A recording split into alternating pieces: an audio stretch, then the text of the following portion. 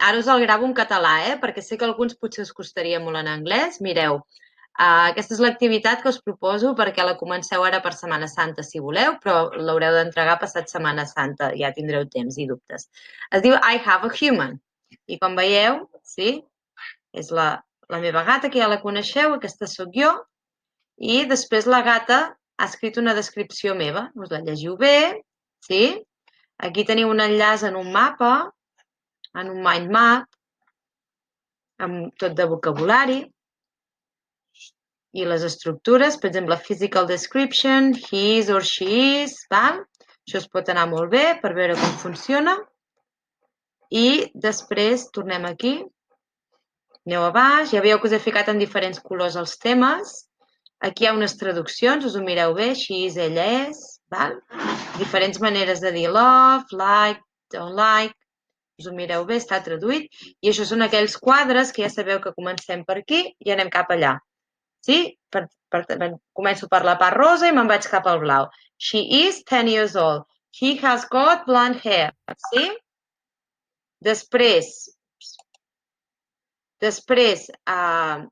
aquí teniu tot d'activitats per repassar el vocabulari i per consultar-lo. Si cliqueu aquí, el Quizlet ja l'heu fet servir. Aquest és de roba, per exemple. Sí? Després en teniu varis, Cahoots, bla, bla, bla. Per internet també trobareu moltes coses. I després hi ha 3 nivells. Hi ha el nivell Easy, que ja només heu d'omplir una mica els buits. Després hi ha el nivell normal, que hi falten més paraules, i el nivell Challenging, que no hi ha res. I ho heu d'escriure vosaltres, cadascú que triï el que li sembli. I què hem de fer amb tot això? Doncs ens anem a una Padlet. I aquesta Padlet, que hi tenim la descripció que ha fet la Gumi sobre mi, sí? Que la teniu aquí, sí? Aquí a la Gumi.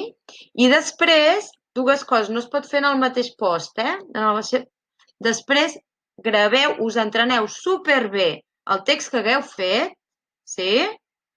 I després el llegiu. Fixeu-vos.